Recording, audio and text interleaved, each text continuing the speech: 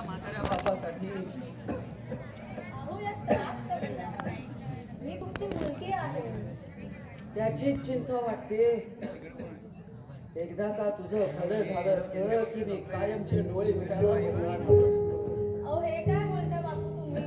मला एकटीलाच ठेवून जाणार तुम्ही तुमच्या लाडक्या बछड्याला? नाही पोरी, नाही. थांबा हा, मी पाणी आणते. पोरी, डोळ्यात सापडलोय ग. यातून काही केल्या मला बाहेर येता येणार नाही. पाणी घ्या.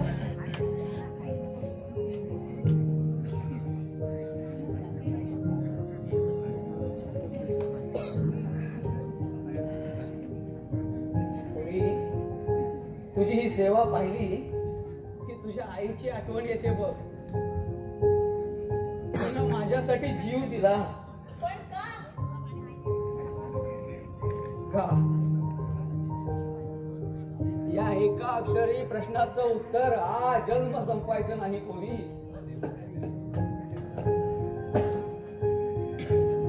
आज सारं काही तुला सांगून टाकतो, पण त्यापूर्वी मला एक वचन दे. तू तुझ्या आईप्रमाणे वागला नाहीस. म्हणजे आई कशी वागली? तिनं माझ्यासाठी जे अग्निदिव्य केलं ते तू करणार नाहीस असं वचन दे मला. होरी, माझ्यासाठी तू तुझ्या जीवनाचं मातेर करू नकोस. कुणी केली माझ्या आईच्या जीवनाची माती? सांगा बापू, कुणी केली? थांब होरी.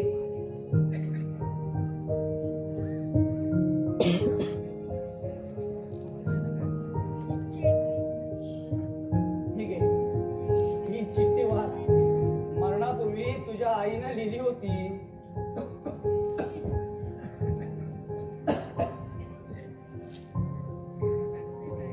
प्रिय पतिराज नारायणराव, लक्ष्मीचा अखेरचा नमस्कार. मला माफ करा, मी आपल्या मुलाचा भार तुमच्या एकट्यांवर टाकून जात आहे. त्यांना खूप शिकवा, मोठी करा, त्यांना सदैव सुखात ठेवा. खरंच मी करण्याच्या लायकीची राहिले नव्हते, कारण मी पवित्र राहिले नव्हते. तुमच्या आजारपणासाठी माझ्याकडे पैसे नव्हते. मी मंगळसूत्र घेऊन रावसाहेबांकडे पैसे मागायला गेले, पण त्यांनी वेगळीच अट घातली. तुमचा तळमळणारा जीव माझ्या जीवाहून मला श्रेष्ठ होता म्हणून मी सारं मान्य केलं. तुम्ही आता पूर्ण बरे झाला. आता मी स्वतःच माझ्या पापाची सजा घेते. तुमची अभागिनी पत्नी लक्ष्मी.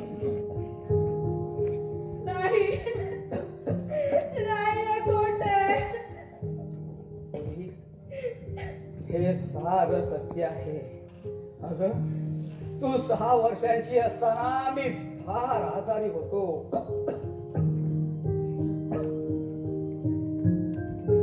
माझी लक्ष्मी मला डोळ्यात तेल घालून जपायची. पण दिवसेंदिवस माझा आजार वाढतच चालला होता. घरात डॉक्टरकडे जाण्यासाठी सुद्धा पैसे नव्हते. शेवटी माझ्या लक्ष्मीनं गळ्यातील मंगळसूत्र विकायला काढलं. हीच तिला रावसाहेबांकडे पाठवली. वाटलं तिनं मंगळसूत्र विकूनच पैसे आणले असतील, पण नाही.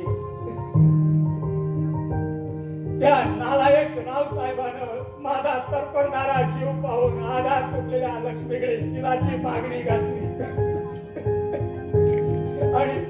आणि गावात कुणीही पैसे दिले नाहीत म्हणून माझा तरफडणारा जीव वाचवण्यासाठी माझ्या लक्ष्मीनं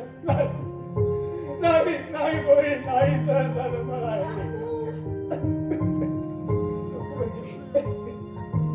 नवऱ्याला नवं जीवन देण्यासाठी स्वतःच्या माती कलंक लावला आणि तो कलंक पुसून टाकण्यासाठी आत्महत्या केली. पोरी, माझ्या लक्ष्मीनं आत्महत्या केली असं मी जगाला सांगू शकत नव्हतो की त्या नालायक रावसाहेबानं तिच्या पावित्र्याला तुडवलं असा ओरडलोही नाही. स्वतःच तोंड बंद ठेवून आगीचे चटके सोसत होतो. पोटात लागलेला झाड आग ओकत होता. आसवांनी विझवण्याचा प्रयत्न केला, पण अग्नी मात्र भडकतच होता.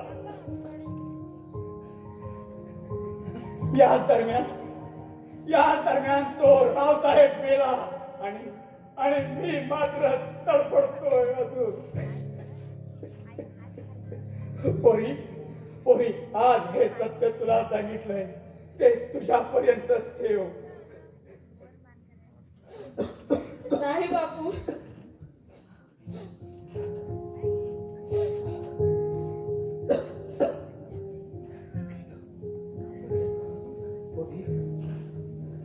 हे सत्य दुसरं कोणालाच सांगू नकोस. ते तुझ्यापर्यंतच ठेव.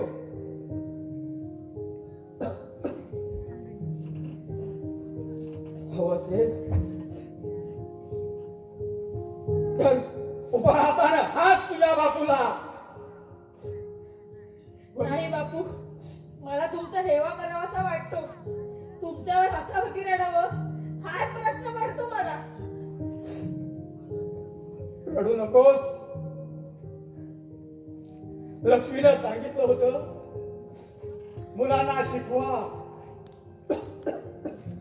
मोठी करा, सुखात ठेवा. पण मी यातलं काहीच करू शकलो नाही. नाही कसं मोठं केलं ना आम्हाला. करपलेल्या हृदयाला कितीही डागण्या दिल्यास तरी काही फरक पडणार नाही. म्हणून तुम्ही लाज लज्जा सोडली. तुमच्याबद्दल आईच्या मनात थोडं जरी प्रेम असतं ना, तर रावसाहेबांच्या कुंदनची मुष्टी दारू प्यायली नसतीत बापू.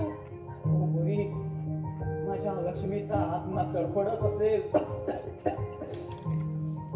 ज्यानं तिचा घात केला त्याच्याच घरची उंबरटे झिजवतोय मी. घरचे नाही, अड्ड्यावरचे. आईचं नाव सुद्धा घ्यायची लायकी नाही तुमची बापू.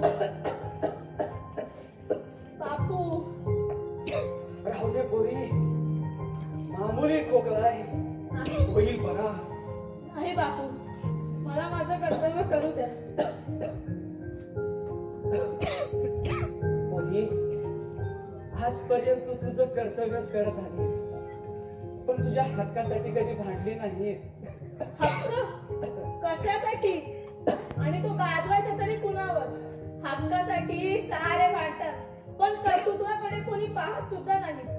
माझ्याकडे 200 रुपये आहे, त्याची औषधं घेऊन येते मी तुमच्यासाठी. का? गावात कोणी भीक घातली नाही तुला? मी भिकारी नाही. मग कोण? दारुड्या? ते ठीक आहे. भिकारी भीक मागतो पोटासाठी, कुटुंबासाठी. आणि तू? अगं मी पण पोटासाठीच पितो की. पण कुटुंबासाठी तर नाही ना. दारू पितो कुटुंबियाला भिकेला लावण्यासाठी. काय आहे या घरात? सध्या तरी 200 रुपये दिसतात तुझ्या हातात. ते तुला दारूसाठी नाही.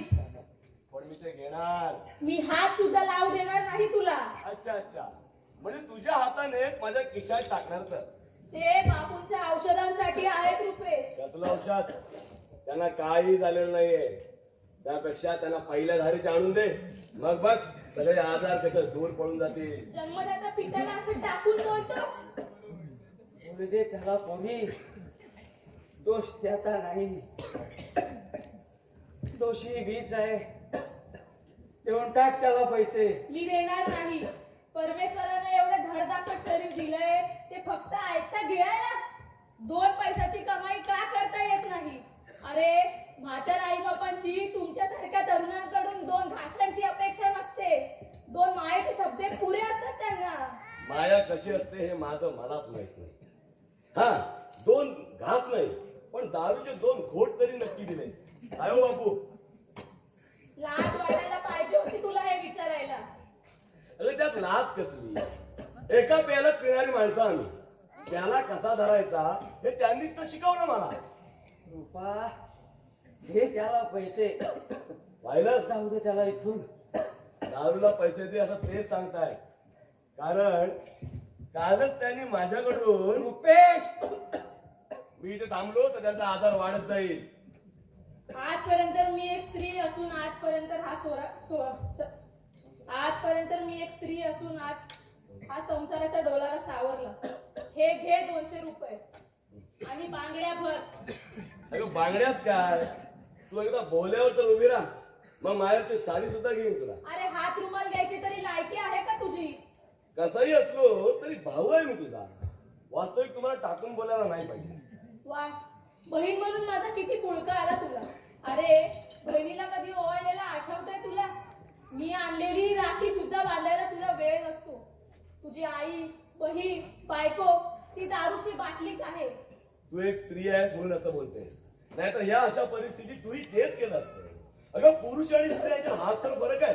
पश्चाताप झाला की पुरुष व्यसनाधीन होतात आणि स्त्रिया आत्महत्या करून जीवनाला पूर्णविराम देतात, कारण प्राप्त परिस्थितीला समोर जायची हिंमत नसते त्यांच्यात. कारण हिंमत यायला स्त्रिया दारू पित नाही का? बंधन आहे की काय? अगं तसं पाहिलं तर स्त्रियांचाही दारूशी बराच संबंध येतो. काही अड्ड्यांवर स्त्रिया दारू विकतात. 5 स्टार हॉटेलात पुरुषांच्या ओठाला प्यायला लावणाऱ्या स्त्रियाच नव्हे का असतात? दुगुणी माणसांकडून त्यांच्या सद्गुणांचा आदर्श घ्यावा आणि दारुड्यांकडून दारू विषयीचा आदर्श घ्यावा. अगं दारू पिणं व्यसन असलं तरी तुझी गरज सुद्धा आहे. पुणे आपलं दुःख कोळून त्या दारूत पितात. निराशा दारूने खलास होते. त्रासापासून मुक्ती दारूने मिळते. निदान नशेत असेपर्यंत तरी माणूस वास्तविकतेपासून जरा दूर जातो. तुझे हे तत्वज्ञान दारूच्या अड्ड्यावर सांग. ठीक आहे, आपण त्याला जातो. होते पैसे तेही घेऊन गेला. आता औषधे कुठून आणू? काही नको मला, मी होईन बरा. अरे नारायणराव, तुम्ही बरबाद झाला, बरबाद लुटून शान टाकला. आता लंगोटा पळवायचा बाकी आहे. काय झालं शेठ? काय झालं म्हणून आम्हाला विचारते? तुमच्या छोकऱ्याला समजावा. काय केलं त्यानं? समजा केला.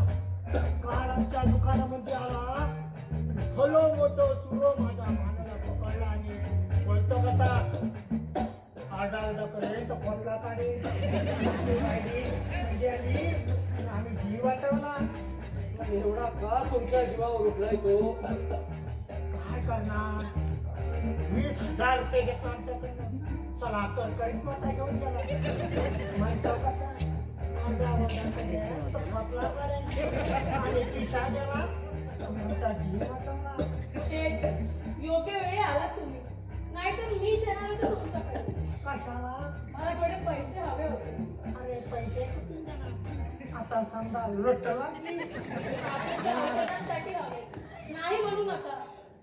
दारू कशाला पिते? कशाला पिते? त्यांच्या औषधांसाठी हवे. आता पिशा कुठून देणार? आता 2 महिने फुकटामध्ये काम करायचं. ते 20,000 रुपये घ्या, पण सध्या मला जास्त नाही, पण 500 रुपये पुरे. नाही म्हटलं ना, खाली पिणे आमचा टपोरा दाबवू काय? तुम्ही चोर आहे, डाकू आहे, लुटेरा आहे. शेठ नका देऊ, पण ऐकवू नका हो माझ्या बचनाला. तुम्ही खरं का निपजलाय माझ्या पोटी. तुम्ही बाहेर जाऊ नका. जा मी पोटी, तू ऐक. तुमच्यासाठी कढी बनवते.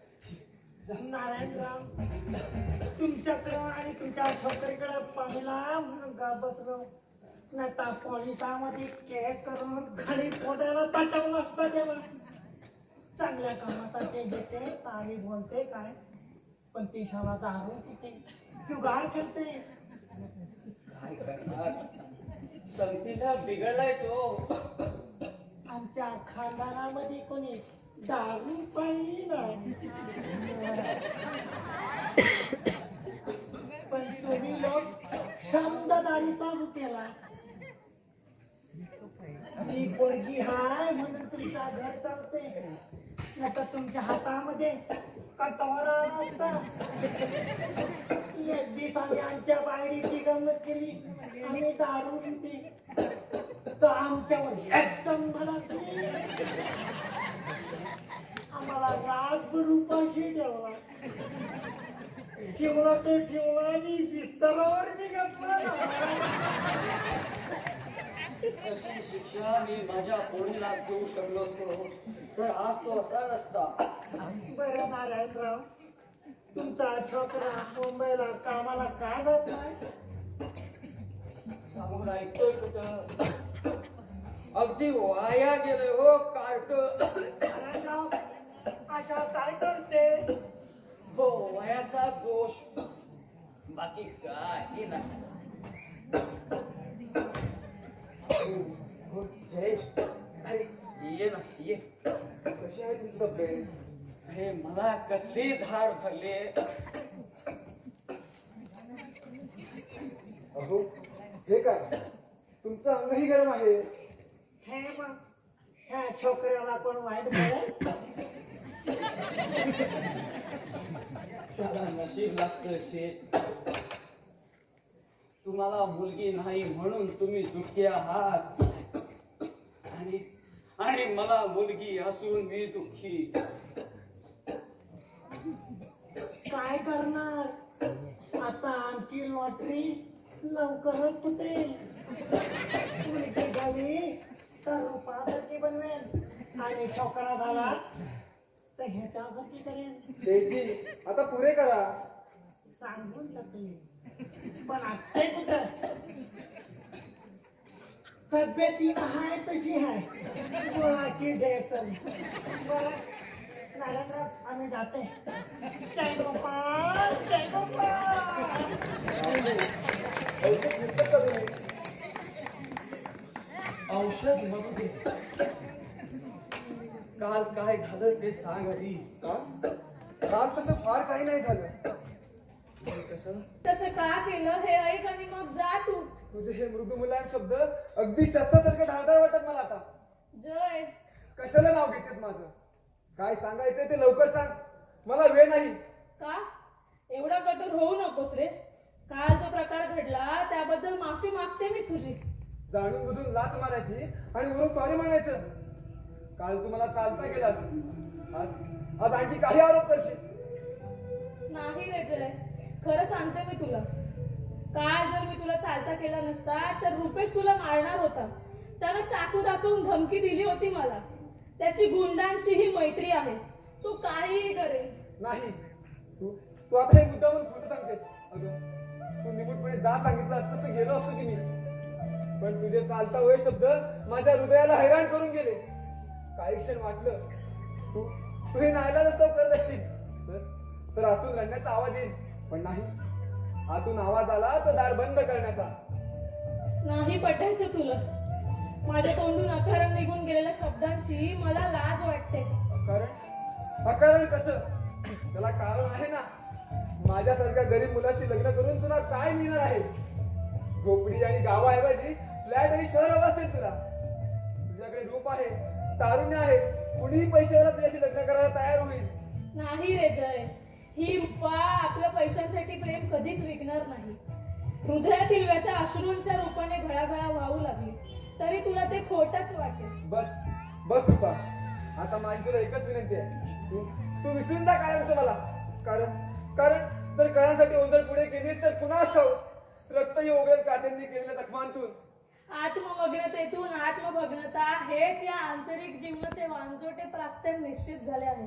खरंच किती मोठ्या आशेने माझं सत्य तुझ्या पुढे मांडलं होतं. पण आता तुझ्या मनात माझ्याबद्दल तीळ मात्रही प्रेम उरलं नाही. प्रेम प्रेम प्रेम कुणावर केलंस तू प्रेम. किती दिवस टिकवलंस तू प्रेम. तुझं हे प्रेमळ उदात्त बोलणं ऐकून माझं गात्र पुलकित व्हायचं. वाटलं होतं जीवनसाथी होशील म्हणून. पण नाही नाही तो एक भास होता भास. कालचक्र अव्याहतपणे फिरत होतं आणि नियती आपलं काम चोख करत होती. पण त्या नियतीनंच माझ्या जीवनात वादळ निर्माण केलं. स्वप्नांचा ताजमहल कोलमडून पडला आणि सारी स्वप्ने पालापाचवांसारखी उडून गेली. रूपा रूपा मी पाहतो कुठे पैसे मिळतात का आणि पाठवून देतो कोणावरती. हा? तू इथे परत येणार नाही. इथे कशासाठी हो मी.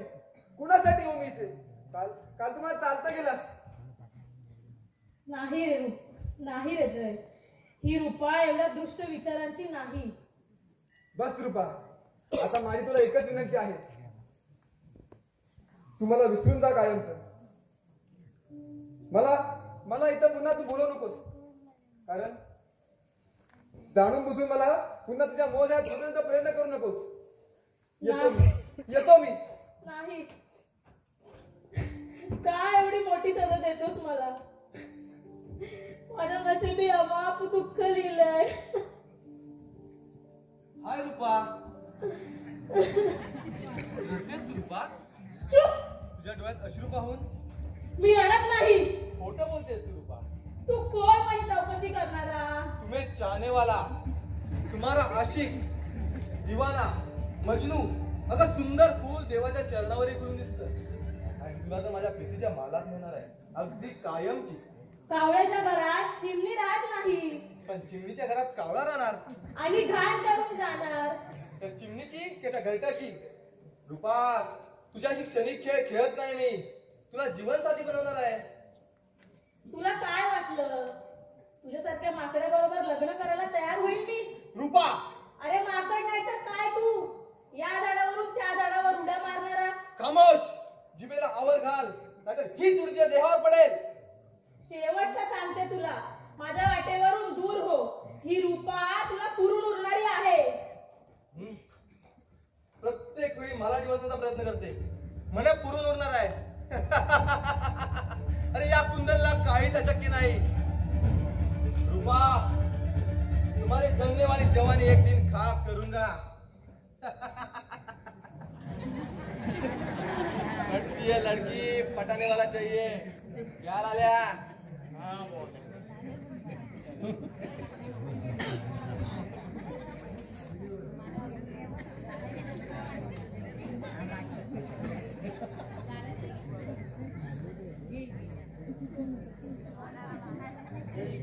सिगरेट जलाने वाला चाहिए बॉस. जली को आग कहते हैं और भुजी को राख. लाल्या, आल्या म्हटलं तरी चालेल. हे कबूतर मला पाहून दूर उडून जात आहे. मग पिंजऱ्यात बंद करून टाका की. कबूतर स्वतःहून पिंजऱ्यात येत नसतं मूर्खा, त्यासाठी ते हातात आलं पाहिजे. आता ती चालत येईल की. टाका थोडे चणे. आता आणलाय की नवीन फासा. हा, या फासातून ती सही सलामत सुटेल, पण त्यात फसेल तो त्याचा दिलवाला. त्याला मार्गातून काढल्याशिवाय मला चैन पडणार नाही. मग ते कबूतर तुमच्याच पिंजऱ्यात. चांगलं कार्य करताना माणसानं घाई करू नये. अरे आपल्या मार्गात तो एकटाच शान आहे. रुपेश आणि बापू हे दीड शान आहेत. त्यांना दारूच पुरे. तू तुझं काम चोख केलंच ना रे? एकदम चूक. 1% तेरडा आहे का बघ. बापू, ओ बापू, कुंदन शेठ आलेच म्हटलं. कुंदन शेठ केव्हाची वाट पाहतात तुमची. नमस्ते बापू. कालपासून दिसलं नाहीत. मी म्हणतो पाण्यापासून मासा जगला तरी कसा? तब्येत ठीक नाही थोडी. हा, तब्येत ठीक नाही? तुमचा आजार पण चेहऱ्यावर दिसतंय, पण मनात माझ्याविषयी तसं काही नाही. त्याचं काय बापू?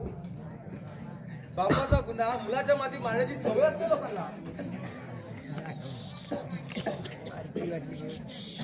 म्हणजे तू रुपेश आणि माझ्याबद्दल तर बोलत नाहीस ना?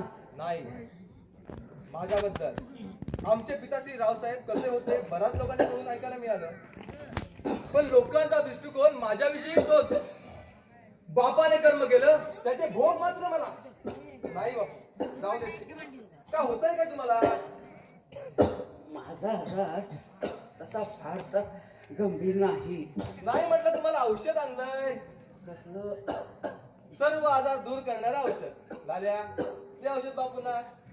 म्हटलं बापूंकडे पैसे नसतील म्हणून आले नसतील आपल्या दवाखान्यात. तल्लक बाबूना बुद्धी चालले बापू. बापू हे घ्या. नको नको. आश्चर्य. बापू, तुम्ही दारूला सोडलं की दारू तुम्हाला सोडलं? नाही, कसे झाला तर तुम्ही आमच्या वडिलांप्रमाणे आहात. मुलाकडून सुख मिळत नाही म्हणून म्हटलं आपण तरी मदत करू. पण बापू, किती दिवस तुम्ही पिणार नाही तो? रुपेश मात्र पिऊन येणार. त्या वासानं हा घर कसे भरून जाईल? रूपाचा विचार मनात आला की ते सहन करण्याची हिंमत दारूशिवाय येणार नाही.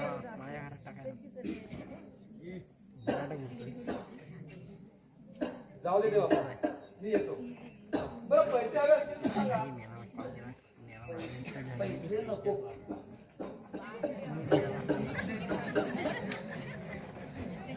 बापू आजारी आहात का तुम्ही? म्हणूनच थोडस औषध घेतलं ग. दारुड्याला डॉक्टरचं औषध. बापू बापू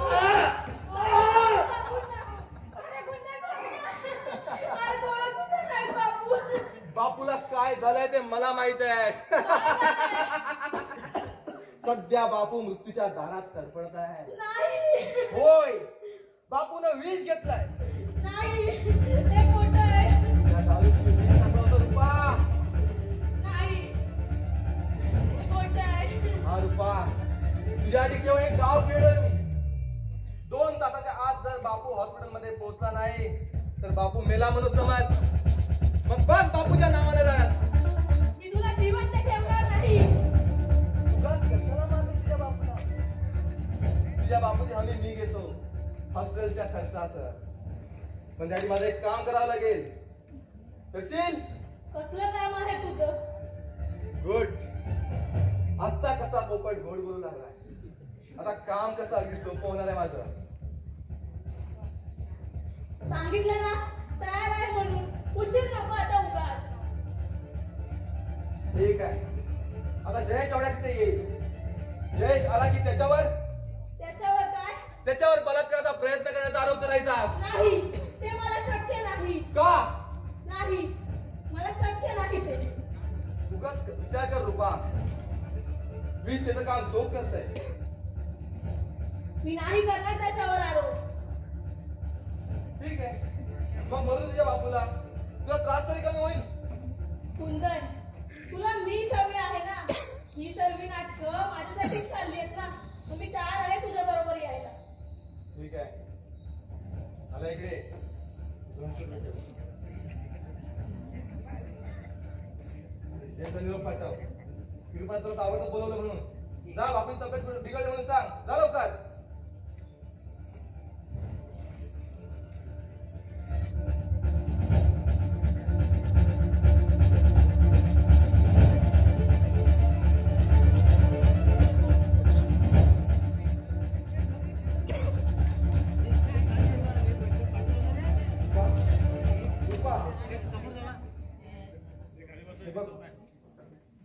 पैसे मिळाले बापूंच्या आजारासाठी.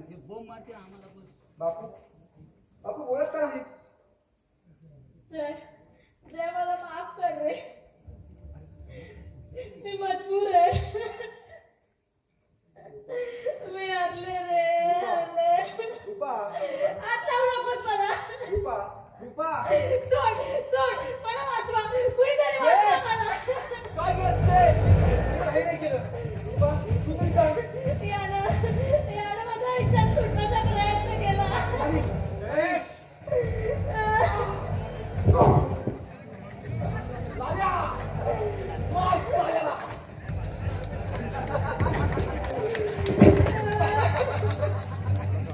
मला करायला वाटलं पाहिजे. नाही नाही बाबा नका. नाही चक्रपात. आणि मग बोल, मी काही नाही केलं बनवा. रुपा, माझ्या आरोप काय घातला? सांग मी तुला स्पर्शही केला नाही म्हणून.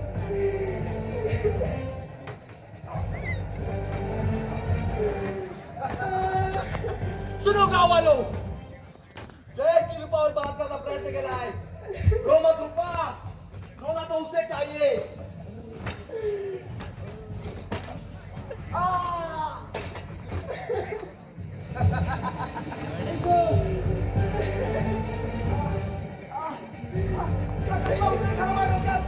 नाही नाही मी काय केलं नाही. नाही मी माझ्या केलं नाही.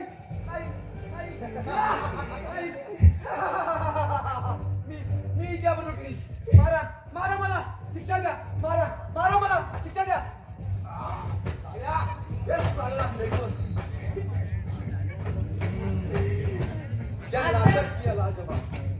अगदी सिनेमातल्या दृश्यापेक्षाही सुंदर. आता माझ्या बापूंना वाचव. तू वेडी आहेस वेडी. तुला हसू येतं? माझा जीव चाललाय. तुझ्या बापूला काही झालं नाही. त्या दारू विष ठेवतात. नाही, फक्त गुंगी येण्याचं औषध होता.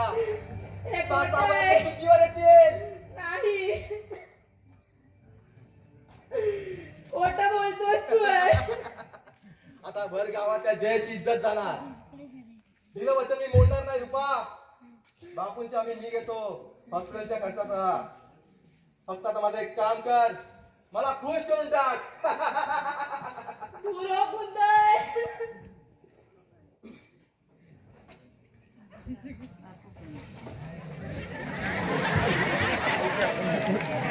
रुपा दारूला पैसे देत नाही आणि ही त्या तेरड्याला घेऊन हॉस्पिटल मध्ये गेले. अरे जा, परत येऊ नका. मला काय, या घरात तेवढीच संधी. एक एक करून सगळ्या वस्तू विकून टाकतो. सगळ्या दारूवाल्यांचा हिशेब क्लिअर करून टाकला. आता कोणाची बोलायची हिंमत नाही. रुपेश शेठ म्हणून बाटली पुढ्यात ठेवतात. त्यांना माहिती आता माझा किस्सा गरम आहे. आज इथे कुंदन शेठ येणार आहे. जुगार काय कुंदन शेठ तुम्ही?